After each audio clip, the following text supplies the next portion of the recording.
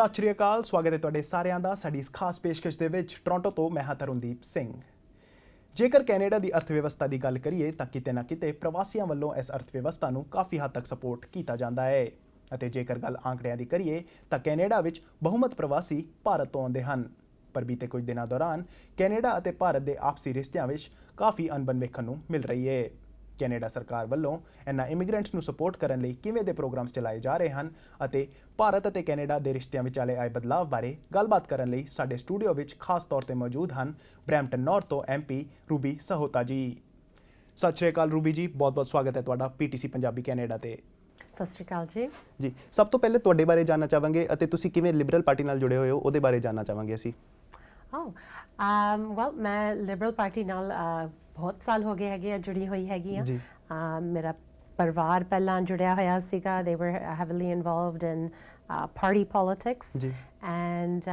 I would say ਮੈਂ ਸ਼ਾਇਦ 14 ਸਾਲ ਦੀ ਹੋਊਂਗੀ ਜਦੋਂ ਮੈਂ ਲਿਬਰਲ ਪਾਰਟੀ ਦੀ ਮੈਂਬਰਸ਼ਿਪ ਲਈ ਹੈਗੀ ਆ। ਐਂਡ ਉਸ ਤੋਂ ਬਾਅਦ ਕੁਛ ਕਨਵੈਨਸ਼ਨਸ ਤੇ ਗਏ ਹੈਗੇ ਆ ਓਵਰ ਦ ਈਅਰਸ ਐਂਡ ਕੁਛ ਕੈਂਪੇਨਸ ਲੋਕਲ ਕੈਂਪੇਨਸ ਜਦੋਂ ਹੁੰਦੀਆਂ ਸੀਗੀਆਂ ਉਹਦੇ ਵਿੱਚ ਵੀ ਥੋੜੀ ਮੋਟੀ ਇਨਵੋਲਵਮੈਂਟ ਕੀਤੀ ਹੈਗੀ ਆ। ਯੰਗ ਲਿਬਰਲਸ ਦਾ ਕਲੱਬ ਹੁੰਦਾ ਸੀ ਸਾਡੀ ਯੂਨੀਵਰਸਿਟੀ ਐਟ ਮੈਕਮਾਸਟਰ ਯੂਨੀਵਰਸਿਟੀ ਐਂਡ ਉਹਦੇ ਵਿੱਚ ਵੀ ਹਿੱਸਾ ਲਿਆ ਹੈਗਾ ਆ। So on end of I've bean involved ਪਰ ਖਾਸ ਕਰਕੇ ਖੁਦ ਐਜ਼ ਅ ਕੈਂਡੀਡੇਟ ਮੈਂ ਪਹਿਲੀ ਵਾਰ 2015 ਦੇ ਵਿੱਚ ਖੜੀ ਸੀਗੀ। ਉਦੋਂ ਹੀ ਮੇਰੀ early in the year nomination ਹੋਈ ਸੀਗੀ ਤੇ ਲੇਟਰ ਉਸ ਸਾਲ ਦੇ ਵਿੱਚ ਜਨਰਲ ਇਲੈਕਸ਼ਨ ਹੋਈ ਸੀਗੀ। ਸੋ 2015 ਤੋਂ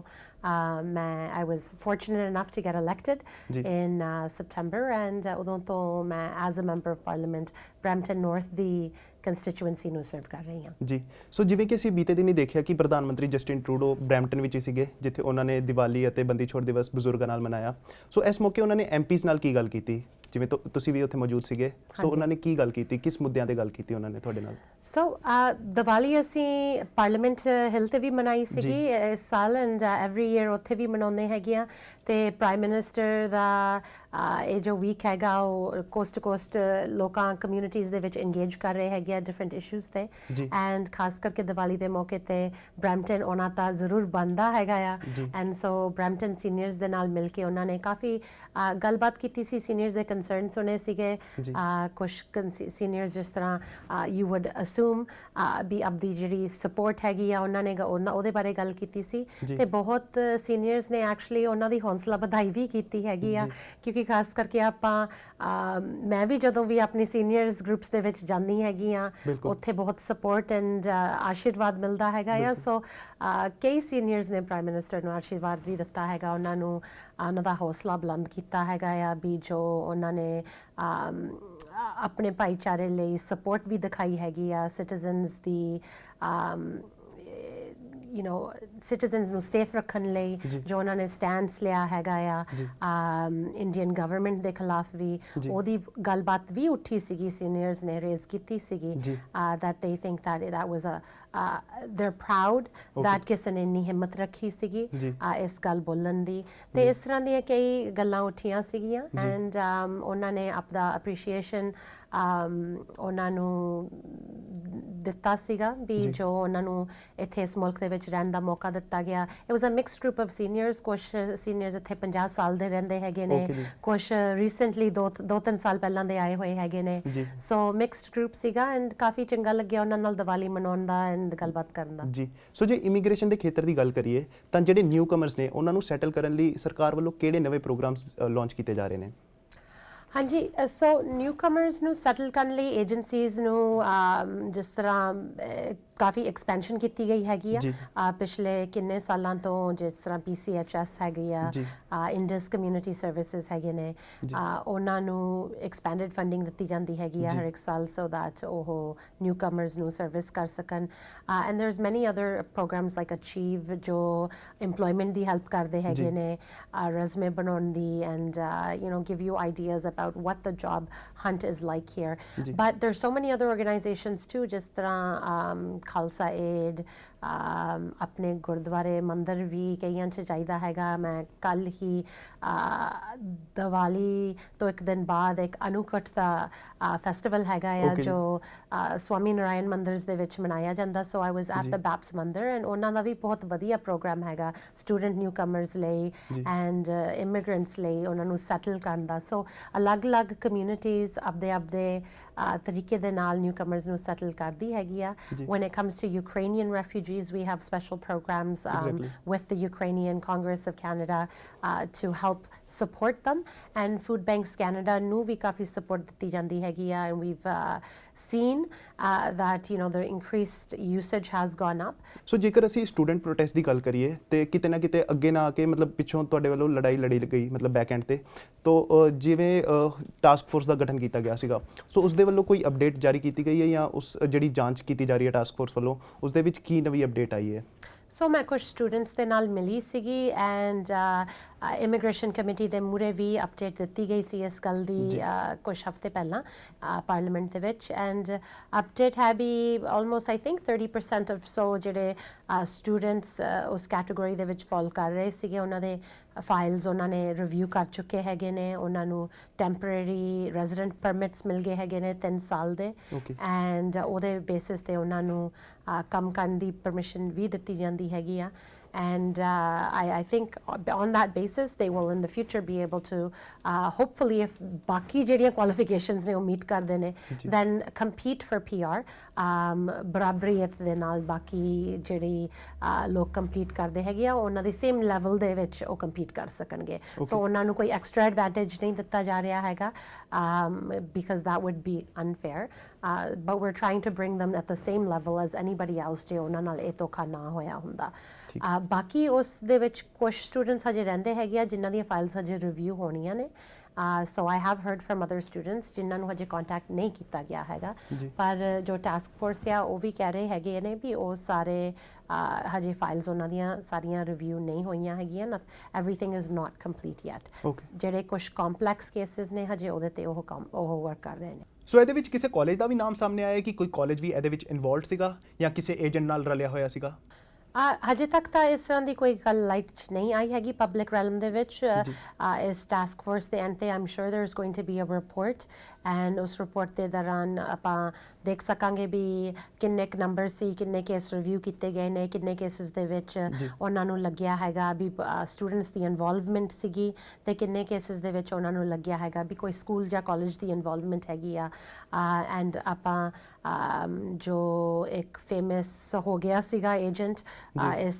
ਇਸ ਮਾਮਲੇ ਦੇ ਵਿੱਚ ਉਹਨੂੰ ਅਰੈਸਟ ਵੀ ਕੀਤਾ ਗਿਆ ਹੈਗਾ। ਸੋ ਉਹਦੀ ਟ੍ਰਾਇਲ ਔਨਗੋਇੰਗ ਹੈਗਾ, ਉਹਦਾ ਰਿਜ਼ਲਟ ਵੀ ਆਪਾਂ ਆਉਣ ਵਾਲੇ ਟਾਈਮ ਦੇ ਵਿੱਚ ਦੇਖਾਂਗੇ ਵੀ ਉਹਦਾ ਰਿਜ਼ਲਟ ਕੀ ਨਿਕਲਦਾ ਹੈਗਾ। Obviously he is pleading his innocence in this matter, but I think coffee students ਹੈਗੇ ਨੇ ਜਿਨ੍ਹਾਂ ਨੇ testimony ਦਿੱਤੀ ਹੈਗੀ ਆ that he was involved with different colleges. So time will show all of these things, and ਜੇ ਇਸ ਤਰ੍ਹਾਂ colleges ਨਿਕਲਦੇ ਹੈਗੇ ਆ then obviously the province would have to shut those colleges down. Okay, so ਇੱਕ ਜਿਹੜੀ ਪਟੀਸ਼ਨ ਹੈਗੀ ਹੈ ਜਿਹੜੀ ਹਾਊਸ ਆਫ ਕਾਮਨਸ ਦੇ ਪੇਜ ਤੇ ਵੀ ਅਵੇਲੇਬਲ ਹੈਗੀ ਹੈ E4454 ਜਿਹੜੀ ਕਿ ਹੈਗੀ ਹੈ ਐਕਸਟੈਂਡਡ ਵਰਕ ਪਰਮਿਟ ਦੇ ਰਿਲੇਟਡ। ਸੋ ਇਸ ਤੇ ਮੁੱਦੇ ਤੇ ਮਤਲਬ ਐਸੇ ਮੁੱਦੇ ਤੇ ਗੱਲਬਾਤ ਚੱਲ ਰਹੀ ਹੈ ਸਰਕਾਰ ਦੇ ਦਰਮਿਆਨ? ਸੋ ਉਹ ਪਟੀਸ਼ਨ ਤਾਂ ਹਜੇ ਓਪਨ ਹੈਗੀ ਆ, ਹਜੇ ਉਹ ਪਟੀਸ਼ਨ ਟੇਬਲ ਨਹੀਂ ਹੈਗੀ ਹੋਈ ਹੈਗੀ ਹਾਊਸ ਦੇ ਵਿੱਚ। So it hasn't gone to the government for response. ਪਰ ਇਨ ਜਨਰਲ ਜਿਹੜਾ post graduate work permit issue ਹੈਗਾ ਆ, ਜਦੋਂ ਮਿਨਿਸਟਰ ਮਾਰਕ ਮਿਲਰ ਬ੍ਰੈਂਪਟਨ ਆਏ ਸੀਗੇ ਟਰਸਟਡ ਇੰਸਟੀਟਿਊਸ਼ਨ ਮਾਡਲ ਦੀ ਅਨਾਊਂਸਮੈਂਟ ਕਰਨ ਲਈ ਐਂਡ ਜਿਹੜੇ ਐਕਸੈਪਟੈਂਸ ਲੈਟਰਸ ਆ ਉਹਨਾਂ ਦੀ ਵੈਰੀਫਿਕੇਸ਼ਨ ਦੀ ਗੱਲ ਕਰਨ ਲਈ, ਉਦੋਂ ਉਹਨਾਂ ਨੇ ਇਹ ਗੱਲ ਵੀ ਮੈਂਸ਼ਨ ਕੀਤੀ ਸੀ। ਐਂਡ ਜਿਹੜੀ ਸਾਡੀ ਲੈਵਲਸ ਦੀ ਅਨਾਊਂਸਮੈਂਟ ਹੋਈ ਸੀ ਉਹਦੇ ਵਿੱਚ ਦੁਬਾਰਾ ਇਸ ਗੱਲ ਨੂੰ ਮੈਂਸ਼ਨ ਕੀਤਾ ਗਿਆ ਹੈਗਾ ਵੀ ਗਵਰਨਮੈਂਟ ਇਸ ਸਾਲ ਰਿਵਿਊ ਕਰ ਰਹੀ ਹੈਗੀ ਹੈ post graduate work permit program ਨੂੰ। ਉਹਨੂੰ ਕਾਫੀ ਸਾਲ ਹੋ ਗਏ ਨੇ ਰਿਵਾਈਜ਼ ਕੀਤੇ ਨੂੰ। And so there might be some announcements in the coming months when it comes to postgraduate work permits, but it's not due to that petition ਕਿਉਂਕਿ ਉਹ petition ਹਜੇ government ਨੂੰ ਪੇਸ਼ ਨਹੀਂ ਹੋਈ। ਓਕੇ, ਸੋ ਰੂਬੀ ਜੀ ਹੁਣ ਸਮਾਂ ਹੋ ਗਿਆ ਇੱਕ ਛੋਟੇ ਜਿਹੇ ਬ੍ਰੇਕ ਦਾ। ਬ੍ਰੇਕ ਤੋਂ ਬਾਅਦ ਸਾਡੀ ਖਾਸ ਗੱਲਬਾਤ ਜਾਰੀ ਰਹੇਗੀ MP ਰੂਪੀ ਸਹੋਤਾ ਜੀ ਦੇ ਨਾਲ। ਤੁਸੀਂ ਬਣੇ ਰਹੋ PTC ਪੰਜਾਬੀ ਕੈਨੇਡਾ ਦੇ ਨਾਲ।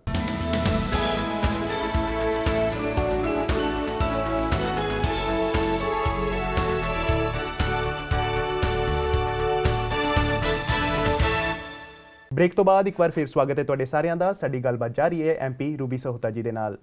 ਸੋ ਰੂਬੀ ਜੀ, ਜੇ ਅਸੀਂ ਗੱਲ ਕਰੀਏ ਇਮੀਗ੍ਰੇਸ਼ਨ ਲੈਵਲ ਦੀ, ਸੋ ਉਹ ਕੀ ਨੇ ਇਮੀਗ੍ਰੇਸ਼ਨ ਲੈਵਲਸ? ਹਾਂਜੀ,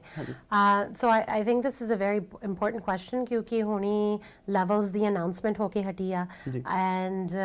ਜਿਹੜੇ ਆਉਣ ਵਾਲਾ ਸਾਲ ਹੈਗਾ 2024 ਉਹਦੇ ਵਿੱਚ 485,000 ਦਾ ਲੈਵਲ ਰੱਖਿਆ ਗਿਆ ਹੈਗਾ ਐਂਡ ਉਸ ਤੋਂ ਅਗਲੇ ਸਾਲ 2025 ਦੇ ਵਿੱਚ ਅਸੀਂ ਜੋ ਪਹਿਲਾਂ ਅਨਾਉਂਸ ਆਲਰੇਡੀ ਕੀਤਾ ਹੋਇਆ ਸੀਗਾ ਵੀ 5 ਲੱਖ ਦੇ ਟਾਰਗੇਟ ਤੇ ਪਹੁੰਚਾਂਗੇ 500,000 ਐਂਡ ਉਸ ਤੋਂ ਬਾਅਦ ਸਟੇਬਲਾਈਜ਼ ਕਰ ਰਹੇ ਹੈਗੇ ਆ, ਉਹਨੂੰ ਇਨਕਰੀਜ਼ ਨਹੀਂ ਕਰ ਰਹੇ। ਅਗਲੇ ਸਾਲ ਵੀ 2026 500,000 ਹੀ ਰਹੇਗਾ। ਲੈਵਲਸ ਜੋ ਹੁੰਦੇ ਨੇ, ਕਿਉਂਕਿ ਕਾਫੀ ਲੋਕ ਮੈਨੂੰ ਹਮੇਸ਼ਾ ਪੁੱਛਦੇ ਹੈਗੇ ਨੇ ਵੀ ਇੰਨਾ ਬੰਦਾ ਹੋਰ ਆਊਗਾ ਇੱਥੇ ਕੈਨੇਡਾ ਦੇ ਵਿੱਚ ਐਂਡ ਕਿੰਨੀ ਹਾਊਸਿੰਗ ਦੀ ਲੋੜ ਹੈਗੀ ਆ, ਉਸ ਦੇ ਲਈ ਕਿੰਨੀ ਹੋਰ ਸਰਵਿਸਿਜ਼ ਦੀ ਲੋੜ ਹੈਗੀ ਆ and I agree and our government does agree that ਨਾਲ ਇਨਫਰਾਸਟਰਕਚਰ ਦੀ ਵੀ ਲੋੜ ਹੈਗੀ ਆ, ਹਾਊਸਿੰਗ ਦੀ ਲੋੜ ਹੈਗੀ ਆ। ਸੋ ਦੈਟਸ ਵਾਈ ਅਸੀਂ ਹੁਣ ਇਸ ਇਸ਼ੂਜ਼ ਤੇ ਵੀ ਇੱਕ ਐਕਸੈਲਰੇਟਿਡ ਫੈਸ਼ਨ ਦੇ ਵਿੱਚ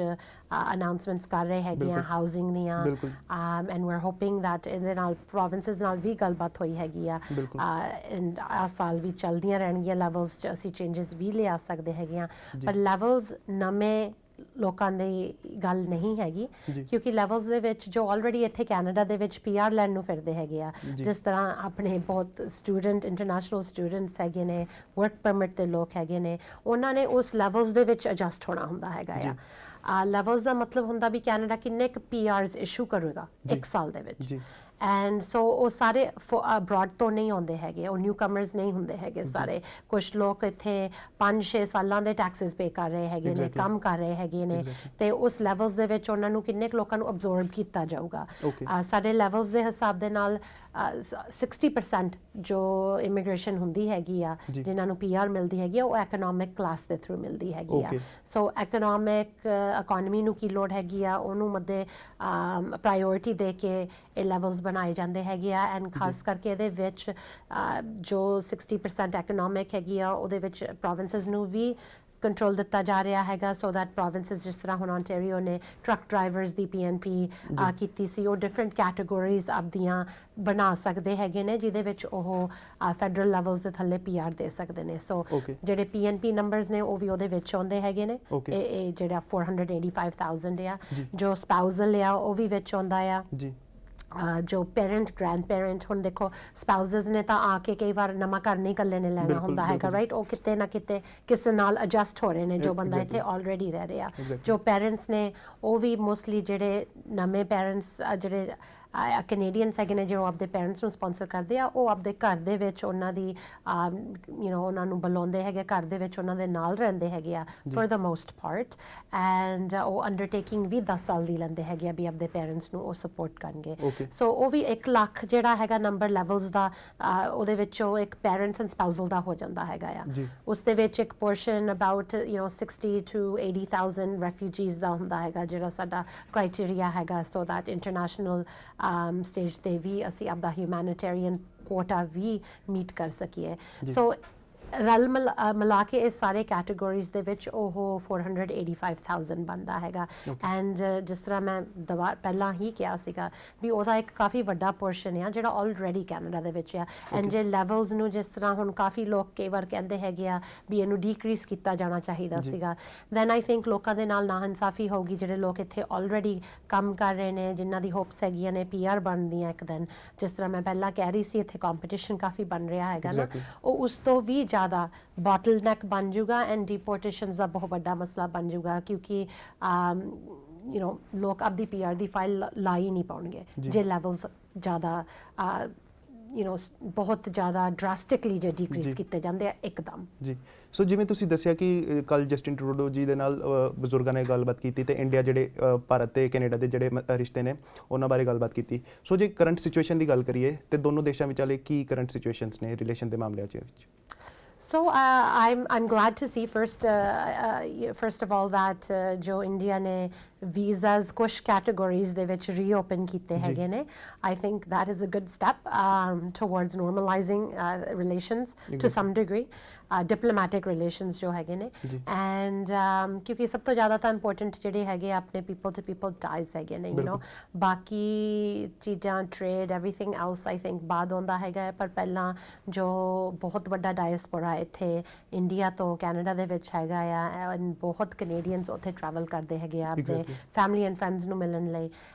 that is important for people to be able to do and ਹਜੇ ਵੀ ਕਾਫੀ ਮੁਸ਼ਕਲ ਆ ਰਹੀ ਹੈਗੀ ਲੋਕਾਂ ਨੂੰ ਕਿਉਂਕਿ ਜੋ ਕੈਟਾਗਰੀਜ਼ ਖੋਲੇ ਗਏ ਹੈਗੇ ਨੇ ਉਹ ਕੈਟਾਗਰੀਜ਼ ਈਜ਼ੀਲੀ ਕੋਈ ਆਨਲਾਈਨ ਨਹੀਂ ਅਪਲਾਈ ਕਰ ਸਕਦਾ ਹੈਗਾ ਉਹਨਾਂ ਲਈ so we're hoping that gets better but we are very disappointed in the other step that India has taken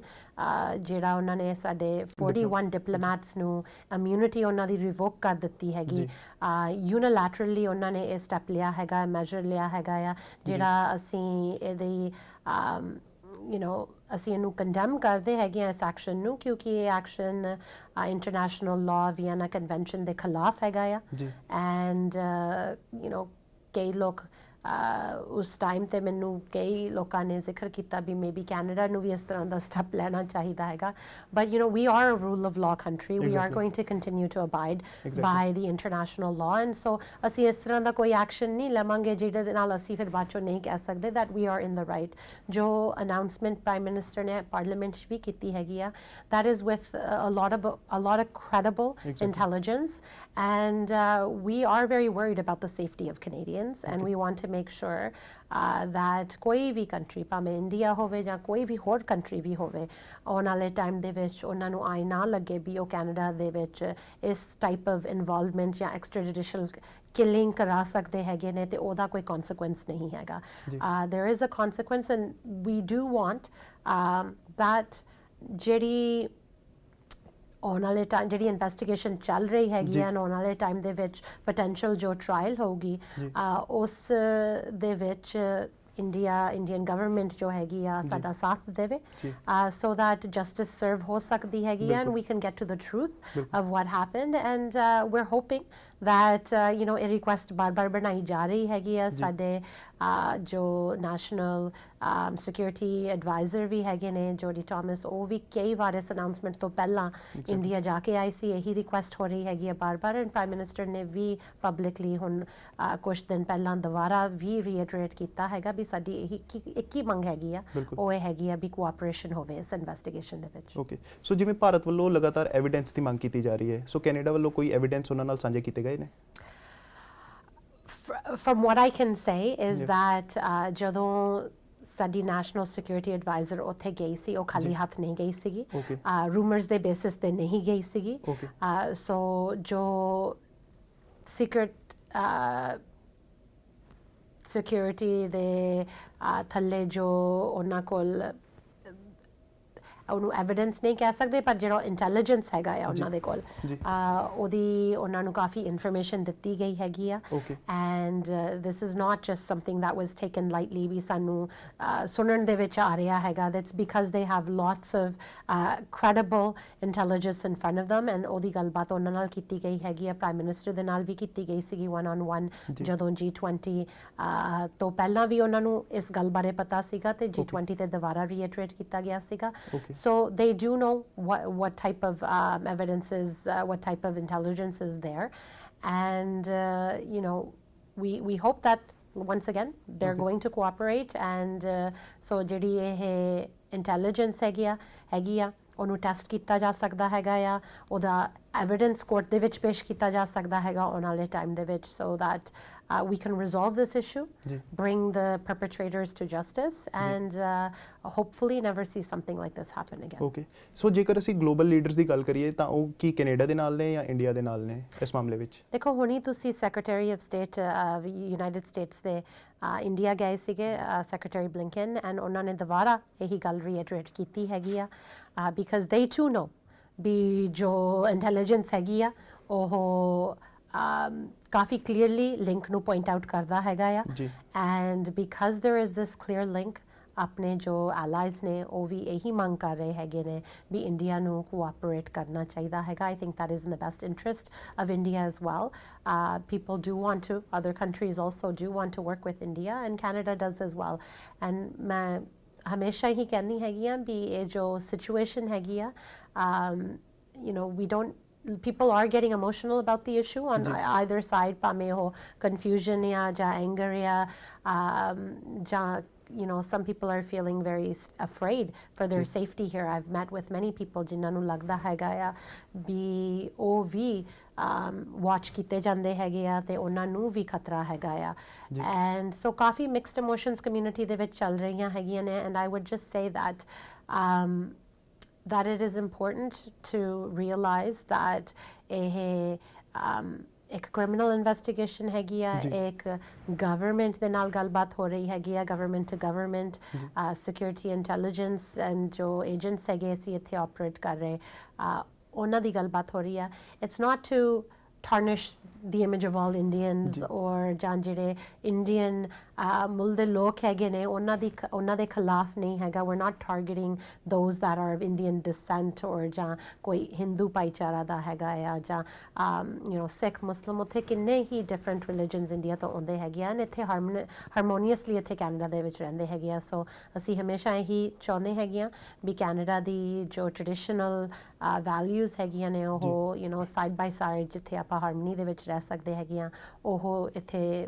I urge that ਉਸ ਤਰ੍ਹਾਂ ਦਾ ਮਾਹੌਲ ਇੱਥੇ ਬਣਿਆ ਰਹੇ ਕਿਉਂਕਿ ਸਾਡੀ ਇੰਟੈਂਸ਼ਨ ਇਹ ਨਹੀਂ ਹੈਗੀ ਵੀ ਕਿਸੇ ਧਰਮ ਦੇ ਖਿਲਾਫ ਜਾਂ ਕਿਸੇ ਕਲਚਰ ਦੇ ਖਿਲਾਫ this is just about these things do happen it shouldn't ever happen but and it's very very serious and ਉੱਥੇ ਦੀ government ਨੂੰ ਵੀ seriously ਲੈਣਾ ਚਾਹੀਦਾ ਹੈਗਾ because Canada does not tolerate this type of interference and an infringement on our sovereignty ਜੀ ਬਹੁਤ ਬਹੁਤ ਧੰਨਵਾਦ Ruby ਜੀ ਸਾਡੇ ਨਾਲ ਜਾਣਕਾਰੀ ਸਾਂਝੀ ਕਰਨ ਦੇ ਲਈ ਥੈਂਕ ਯੂ ਸੋ ਮਚ ਜੀ thank you ਐਸੀ ਅੱਜ ਦੀ ਸਾਡੀ ਖਾਸ ਗੱਲਬਾਤ ਬਰੈਂਪਟਨ ਨਾਰਥ ਤੋਂ ਮੈਂਬਰ ਪਾਰਲੀਮੈਂਟ ਰੂਬੀ ਸਹੋਤਾ ਜੀ ਦੇ ਨਾਲ ਸੋ ਹੁਣ ਤੱਕ ਲਈ ਬਸ ਇੰਨਾ ਹੀ ਤੇ ਸਾਨੂੰ ਦਿਓ ਇਜਾਜ਼ਤ ਤੇ ਤੁਸੀਂ ਰੱਖੋ ਆਪਣਾ ਖਿਆਲ ਤੇ ਦੇਸ਼ ਦੁਨੀਆ ਦੀਆਂ ਖਬਰਾਂ ਵਾਸਤੇ ਜੁੜੇ ਰਹੋ PTC ਦੇ ਨਾਲ